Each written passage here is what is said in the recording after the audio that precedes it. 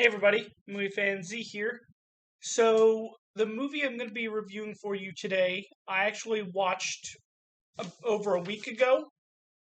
Not a week ago. Yeah, about a week ago on the 6th, and that was The King's Man.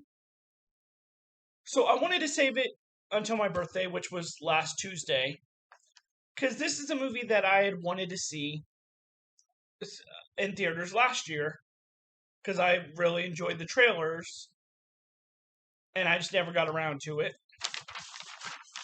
So basically, this is the IMDb plot. In the early years of the 20th century, the Kingsman Agency is formed to stand against a cabal plotting a war to wipe out millions. So basically, this place takes place before the onset of World War I. And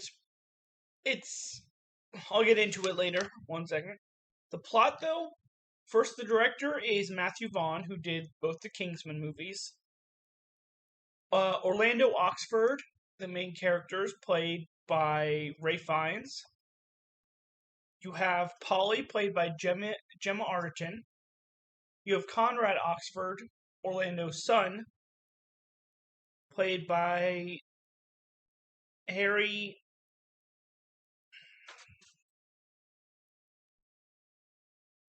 Dronninson. I might be completely saying that wrong. And Shola, who is kind of like the black servant, but is also a part of the team, is played by Djimon Hounsou. And then the villain Rasputin is played by Rhys Ifans, who some people might know from like The Replacements as the kicker.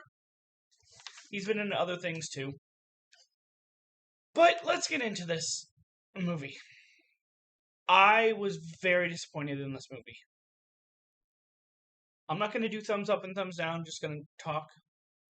So, I really enjoy the Kingsman movies. The first one more than the second.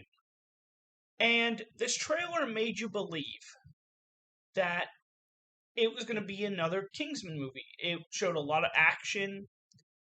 So I was looking forward to it. This is nothing like the Kingsman movies, in a way. It's very war heavy and very slow and plotting for the first hour and a half of this movie. And then you finally get into some of the action. So to me, I don't need it to be like Kingsman the Golden Circle, where it's just like so much comedy mixed with action. But I would have liked to see action and comedy like spread throughout, not just the last hour.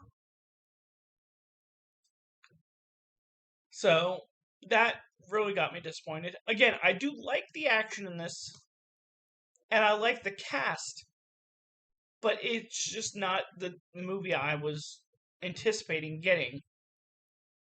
And the war stuff, it was just like very slow and boring. I know give you an example of a war movie that was not like that. Something like Warhorse was not like that because, yes, it's in the middle of a war, but it at least has some action to it, and it's a very interesting story. This is not.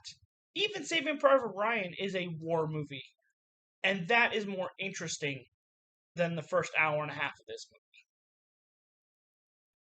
So in terms of Kingsman movies, this is definitely the bottom. And I'm going to give this a total score of 1. A 1 out of 5.